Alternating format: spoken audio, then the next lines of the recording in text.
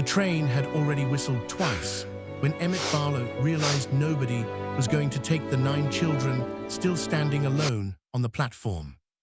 He was 41 years old, a rancher with dust worn into his boots and a grief he had long ago stopped speaking about, and he had ridden into Cedar Bluff that morning only for a spool of fencing wire and a sack of coffee. He had not meant to stop at the depot at all.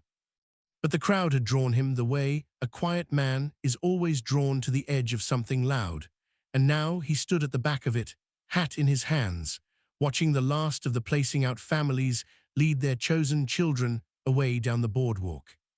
The orphan train had come through that spring like it came through every spring, rolling east to west with its cargo of children nobody in the cities had room for.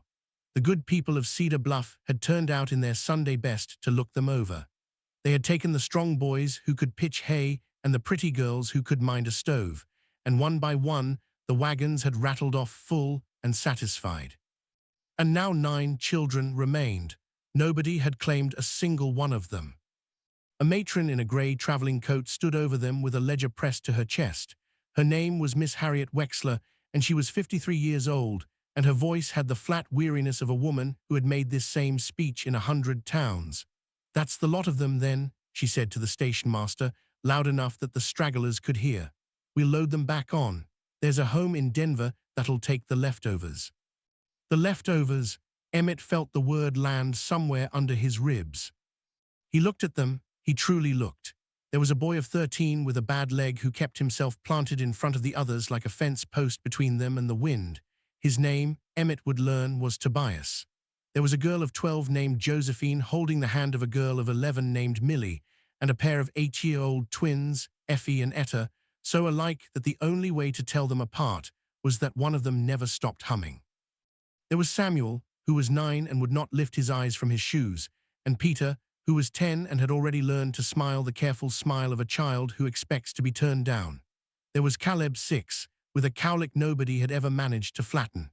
And smallest of all, half asleep against Tobias's good leg, there was Ada, who was 4 years old and did not yet understand that being a leftover was supposed to feel like anything at all. 9 of them, and the whistle blew a third time.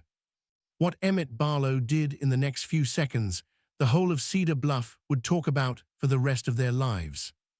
He had not planned it. That was the thing he could never make anyone believe afterward. He had buried his wife Alina 6 years before, when she was only 38, and she had gone gently in the end, slipping out of a long fever in her sleep on a soft May morning with her hand still warm in his. They had never been given children of their own. In the 6 years since, the ranch house had grown so quiet that Emmett had taken to leaving a lamp burning in the front window at night, just so the place would look, from the road, like somewhere a person lived. So maybe it was the lamp he was thinking of. Maybe it was the word leftovers. But when Miss Wexler reached down to gather little Ada by the arm, Emmett Barlow stepped out of the crowd, crossed the platform in 6 long strides, and brought his fist down on the ticket counter so hard that the inkwell jumped. "No," he said, "every last one of these children is mine." The depot went silent. Even the twin who hummed went still. Miss Wexler blinked up at him. "Sir, you cannot possibly mean—" "I mean all 9. His voice was low and steady, the voice of a man who had just discovered exactly what he wanted after 6 years of wanting nothing. "I've got the land, I've got the room, I've got the years left to do it in. You send these children to Denver over my objection, and I'll follow that train the whole way. So write it down in your book, ma'am, Barlow, Cedar Bluff, all 9. For a long moment nobody moved. Then Ada, still half asleep, reached up and took hold of Emmett's rough thumb with her whole small hand, the way a child takes hold of something she has decided to keep. And Emmett Barlow, who had not wept at his own wife's grave because he had not wanted to frighten the neighbors, felt his eyes sting right there in front of the entire town. He did not yet know how hard the days ahead would be. He only knew he was not letting go of that hand. Word of it reached the Cedar Bluff Benevolent Committee before Emmett's wagon had even cleared the edge of town. The committee was led by a woman named Adelaide Crane, who was 54 years old and had buried a husband and outlived most of her patients. She wore black wool in every season and kept the town's charitable accounts in a hand so precise it looked printed. Mrs. Crane believed in order the way other people believed in God, and to her mind, a single man carrying off 9 orphaned children in an open wagon was not charity. It was chaos with a good story attached. "It cannot stand," she told the Reverend that very evening, her gloves folded on the table like a verdict. "A man alone, 9 children of every age, who mends the girls' dresses, who sits up with them when they're sick. Sentiment is not a household, Reverend. I will call on Mr. Barlow myself, and I will make him see reason." She had no idea that the reason she was about to find would not be the one she went looking for. Out at the ranch, the first night was its own kind of storm. 9 children in a house built for 2 made a noise Emmett had forgotten a house could make. He gave the girls the big bedroom and the boys the loft, and made himself a pallet by the stove, and it still was not enough beds, so Caleb and Ada ended up asleep in a nest of quilts on the kitchen floor by 10 o'clock. Emmett sat up half the night just listening to them breathe. It was the loudest that house had been in 6 years, and he could not for the life of him understand why he had ever thought quiet was something to want. In the morning he learned that Tobias, the boy of 13, had been up before dawn. Emmett found him out at the broken section of the north fence with a hammer he'd found in the barn, doing his clumsy, determined best to mend it. "You don't have to earn your keep, son," Emmett said gently. Tobias didn't look up. His jaw was set hard, the way it had been on the platform. "Folks send you back when you stop being useful," he said. "I ain't going back." Emmett crouched down beside him in the wet grass. "Nobody here gets sent back," he said. "Not for being useless, not for anything, you hear me? This isn't a place you earn, it's a place you get to stay." He held the boy's eye until something in it finally, cautiously, loosened. Then he handed him the good hammer and said, "But since you're up, you can help me do it right." That was how it went those first weeks, slowly, one loosened jaw at a time. The first Sunday, Emmett brought all 9 of them to church. He had thought about it a long while the night before, because he knew what the pews of Cedar Bluff would do. They would turn, and they would whisper, and they would count. And they did. He felt every eye on the back of his neck as he led his row of children up the aisle, scrubbed and combed and wearing whatever he'd been able to patch together, and he sat down among them and dared the whole town to say a word. But then something happened that Emmett had not planned for. Little Ada, who did not know she was supposed to be ashamed, grew bored somewhere in the middle of the sermon and climbed up into his lap and fell fast asleep against his chest, one hand curled around his collar. And Emmett Barlow sat very still so as not to wake her, this enormous weathered man gone soft as spring ground under one small sleeping girl, and he did not hear another word the Reverend said. He didn't need to. 2 rows back, old Widow Ferris dabbed at her eyes with a handkerchief and told her sister that she had not seen anything so tender in 20 years. The whispering, for once, was of a different kind entirely. They would not all be won over so easily, but the winning had begun, and it had begun where Emmett least expected it, not with anything he said, but simply with what the town could not help but see. Nobody in Cedar Bluff believed it would last. That was the part that strung Emmett the most when he let himself feel it. They believed it right up until they started, one by one, to see it for themselves. Josephine, who was 12, took over the kitchen like she'd been born to it, and by June, the smell of her cornbread was drawing neighbors up the road on the pretense of returning tools.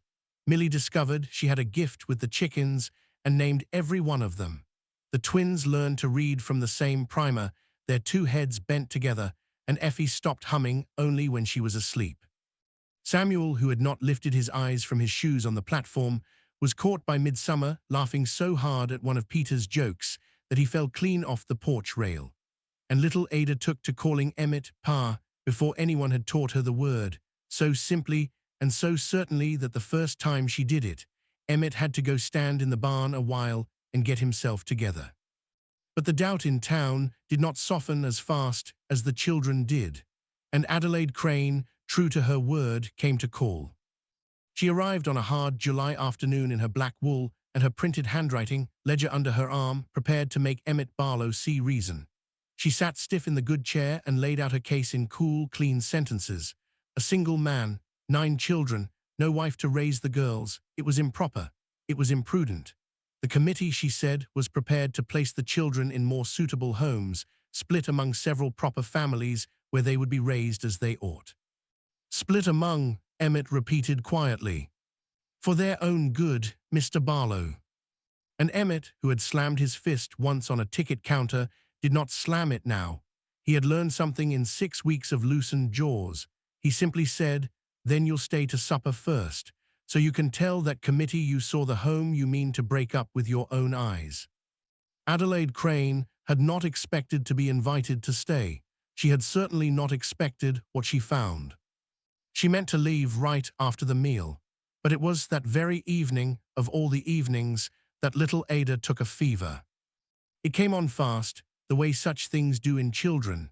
By full dark, Ada was flushed and shivering both at once, and her small chest worked too hard, and Josephine's face had gone white over the wash basin. The nearest doctor was 11 miles off in the next town, and the sky had opened up into the kind of rain that turns roads to rivers. Emmett did not hesitate. He wrapped Ada in Alina's own quilt, the good one he had not touched in 6 years, and he pressed her into Adelaide Crane's arms without asking. "Hold her," he said. "Keep her warm. I'm going for Dr. Ames." And he went out into the storm. What Adelaide Crane witnessed over the next few hours changed her, though she could not have said the exact moment it happened. She saw Tobias sit up all night at the window watching the road for a light. She saw Josephine and Millie take turns cooling Ada's brow with wet cloths, quiet and practiced, as if this family had always known how to love one another through a bad night. She saw the twins holding hands on the stairs and Samuel praying out loud in the plain, unembarrassed way of a boy who had learned somewhere that he was allowed to ask for things now. And she saw Ada, warm with fever in her arms, murmur one word over and over into the dark. Pa. Adelaide Crane held that child through the worst of it, and somewhere around 3 in the morning, holding a feverish little girl who was not hers in a house full of children nobody in her town had wanted, the order she had believed in her whole life finally cracked, and something warmer came up through the crack. She began, very quietly, to weep. She had not wept since her husband died. She had almost forgotten she still knew how. Emmett came back near dawn, soaked to the bone, with Dr. Ames riding hard behind him. The fever broke a little after sunrise. Ada opened her eyes, found Emmett's face, and complained that she was hungry, and the whole house came apart with relief and laughter. When it was over, Adelaide Crane stood in the doorway in her rumpled black wool and looked at Emmett Barlow for a long moment. "I came here to tell you a man alone could not do this," she said at last, her voice not quite steady. "I was wrong, Mr. Barlow. You are not a man alone. I have never in my life seen a fuller house." And then, because she was still herself, she added, "The girls' hems are crooked, though. If you'll have me, I'll come Tuesdays and see to it. And I'll tell that committee myself where they can put their more suitable homes." Emmett Barlow laughed, tired and glad, and told her Tuesdays would suit them fine. Word travels in a small town, and grace, once it starts, has a way of spreading faster than doubt ever did. Adelaide Crane was as good as her word and more. She came Tuesdays for the hems and stayed for the suppers, and before the summer was out, she was teaching Josephine to keep proper accounts and teaching Millie her letters past the primer and sitting on the porch in the evenings with Ada asleep in her lap. The same town that had left 9 children standing on a platform began slowly to be ashamed of it and then to make up for it. The banker who had privately doubted Emmett's loan came out with a wagon of lumber to help raise a proper bunkhouse for the boys. The Reverend's wife brought bolts of cloth. Neighbors who had chosen their one strong boy off that same train started sending their children up the road to play, until the Barlow Ranch became the place every child in Cedar Bluff wanted to be on a Saturday. Tobias never did go back east, of course. By the time he was 17, he was running the north pasture himself, and the bad leg had stopped mattering to anyone at all.